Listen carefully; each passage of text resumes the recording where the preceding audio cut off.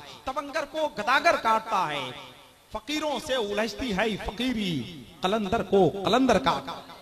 फकीरों से उलझती है फकीरी, कलंदर को कलंदर काटता है, कलंदर को कलंदर काटता है। इजाजत है तुम्हें जादू चलाओ, नबी का नाम मंतर काटता है। इजाजत है तुम्हें जादू चलाओ, इजाजत है तुम्हें जादू चलाओ, नबी का नाम मंतर काटता है। कोई बात नहीं, ऐसे ही सुनते रहिए, हम ऐसे ही सुनाने के आते है कि नहीं। बंगाल का बागी शायर नजरुल इस्लाम मौत के करीब हुआ तो एक अखबारी नुमाइंदा ने एक खबर सुनाई कि हुकूमत लाखों रुपए खर्च करके तुम्हारा मुजस्समा चौराहे पे नस्ब करने वाली है। तो नजरुल इस्लाम ने कहा कि अगर हुकूमत इतने रुपये मुझे देती तो मैं खुद जिंदगी भर चौराहे पे खड़ा रहता। मजरू सुल्तानपुरी शेर सुना रहे थे, उन्होंने पहला शेर सुनाया, किसी ने कोई दाद नहीं दी। दूसरा शेर सुनाया, सामाइन खामोश रहे। तीसरा शेर सुनाया, सामाइन ने कोई दिलचस्पी नहीं दिखाई। तो मजरू सुल्तानपुरी ये कहकर अपनी जगह पे बैठ गए कि हजरात बाकी शेर भी ऐसे ही हैं।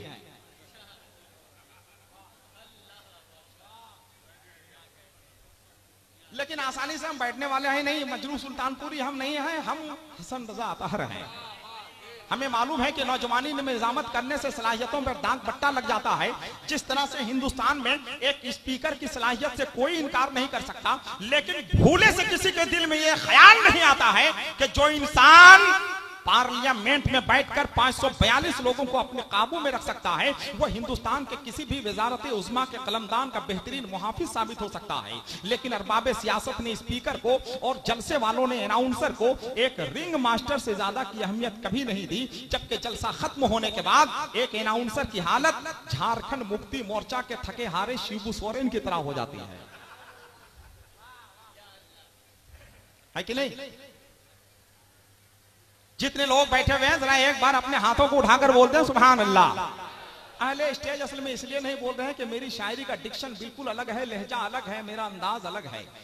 सतहियत, इब्तिसाल, फक्कड़पन और तुकबंदी मेरी शायरी से कहीं का कोई वास्ता नहीं है, कोई राब्ता नहीं है। अगर आपको अच्छी लगे शुक्रिया, नहीं अच्छी लगे तो बहुत शुक्रिया। अब शेर सुनिए, आखिरी शेर सुन लीजिए कि पसे मंजर को मंजर काटता है, तवंगर को गदागर काटता है, फकीरों से उलझती है फकीरी, कलंदर को कलंदर काटता है। इजाजत है तुम्हें जादू चलाओ, नबी का नाम मंत्र काटता है, नबी का नाम मंत्र काटता है। जरा नमरूद के भेजे से पूछो, बताओ कैसे मच्छर काटता है। जरा नमरूद के भेजे से पूछो, जरा नमरूद के भेजे से पूछो, बताओ कैसे मच्छर काटता है। हमारे हाथ में किलके रजा है, मुनाफिक का यही सर काटता है। हमारे हाथ में किलके रजा है, मुनाफिक का यही सर काटता है।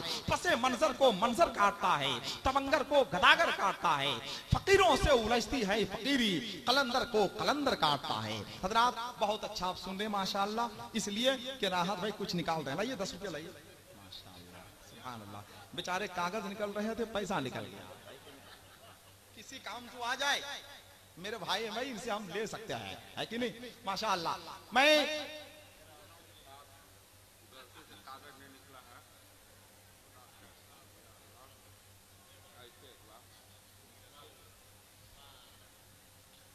माशाअल्लाह सुभान अल्लाह, ये मेरी जिंदगी का बहुत बड़ा एक खूबसूरत वाकया है जो आप देख रहे हैं। ज्यादा इनाम मिलता है खुदा की कसम तो खुद हमको दूसरे टाइप का लगने लगता है। हमको लगता है ये पैसा हम गिने कैसे, हम इसको गिने, सबसे बड़ी परेशानी हमारे लिए यही हो जाती है। लेकिन मेरे भाई जनाबे जिगर फलामी, जनाबे राहत फलामी जलवा अफरोज है, आप सुन रहे हैं, ये हमारे लिए बहुत बड़ी बात है। अहले स्टेज जलवा अफरोज हैं, पढ़े लिखे लोग बैठे हुए हैं, सलाहियत और काबिलियत के एतबार से कोहे नूर हीरे की हैसियत रखने वाले लोग बैठे हुए हैं। जनाबे ख्वाजा गुलाम सरवर, ए बेटा बाबू बैठ जाइए। खुदा की कसम खा के कह रहे हैं, बहुत कीमती आदमी माइक पे खड़ा है। खुदा की कसम खा के कह रहे हैं, बहुत कीमती आदमी माइक पे खड़ा है। आपको नहीं मालूम कि सलाहियत और काबिलियत के एतबार से मुझको हिंदुस्तान की किसी बड़ी यूनिवर्सिटी का प्रोफेसर होना चाहिए, मगर ये हमारे मुल्क की कमनसीबी है कि जिसको जहां पर होना चाहिए वो वहां पर नहीं है। जनाब ख्वाजा गुलाम सरवर का तारुफ हम इसलिए नहीं कराएंगे कि ये उम्र में मुझसे छोटे हैं। अब उम्र में कितने छोटे हैं ये जानने के लिए हिसाब का जानना बहुत जरूरी है, जो मुझे आता ही नहीं। अगर मुझे हिसाब आता तो हम हिसाब में फेल क्यों होते? अगर मुझे हिसाब आता तो हम अपने दोस्तों से नुकसान क्यों उठाते? अगर हमें हिसाब आता तो हम किसी की तारीफ क्यों करते? अगर हमें हिसाब आता तो हम अदब की सब्जी मंडी में हीरे की नीलामी क्यों करते?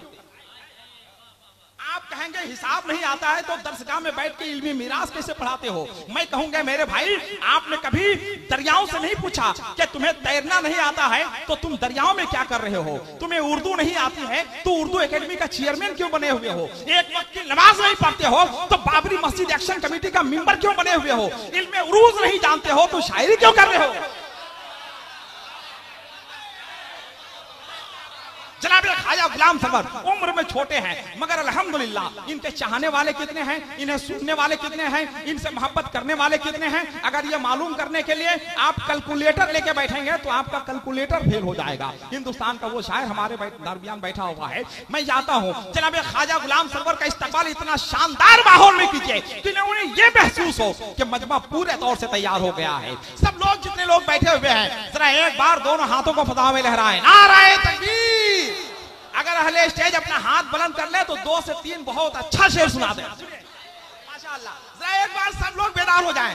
राहत भाई, जनाबे भाई जिगर, सब लोग बेदार हो जाएं, अपने हाथों को उठाकर बोलते हैं सुभान अल्लाह। जरा और मोहब्बत के साथ बोलते हैं सुभान अल्लाह। अब सुनिए 2 से 3 शेर जनाबे ख्वाजा गुलाम सरवर आने वाले हैं कि मेरा घर रश्के जन्नत बन गया तो, मेरा घर रश्के जन्नत बन गया तो, अगर तशरीफ लाए मुस्तफा तो मेरा घर रश्के जन्नत बन गया तो, मेरा घर रश्के जन्नत बन गया तो, अगर तशरीफ लाए मुस्तफा तो जहन्नम मुंतजिर मेरा है लेकिन नबी ने मगफिरत फरमा दिया तो, जहन्नम मुंतजिर मेरा है लेकिन नबी ने मगफिरत फरमा दिया तो, नबी की शान में बकवास मत कर। कोई सुन्नी अगर झुंझला गया तो, नबी की शान में बकवास मत कर। कोई सुन्नी अगर झुंझला गया तो, कोई सुन्नी अगर झुंझला गया तो, कोई सुन्नी अगर झुंझला गया तो, नारे तकबीर, हाथ उठाकर नारे तकबीर, नारे रिसालत, उस्ताद नुकबा, नारे तकबीर। तो हमेशा नाम लो अहमद रजा का, नहीं लोगे अकीदा मर गया तो,